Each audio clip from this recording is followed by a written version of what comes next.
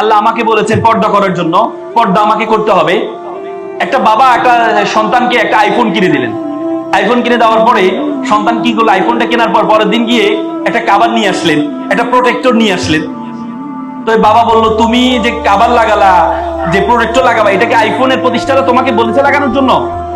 সে বলছে বলেছে, আমাকে লাগানোর জন্য বলেছে, এটাকে প্রোটেক্ট বলেছে, এটার কারণে তো তোমার জিনিসটা সৌন্দর্য নষ্ট হচ্ছে।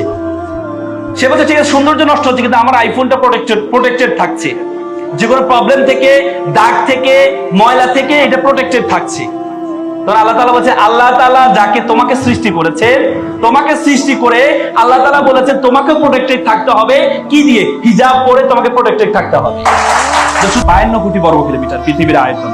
এই 52 কোটি বর্গ কিলোমিটারে 7টা মহাদেশ, 8টা মহাসাগর আছে। এই 52 কোটি বর্গ কিলোমিটার একটা পৃথিবী।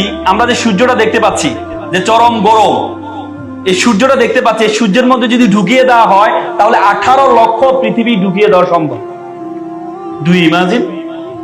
মানে 52 কোটি বর্গ কিলোমিটার পৃথিবীটাকে যদি আপনি সূর্যের মধ্যে ঢুকিয়ে দেন, 18 লক্ষ পৃথিবী ঢুকিয়ে দেওয়া সম্ভব।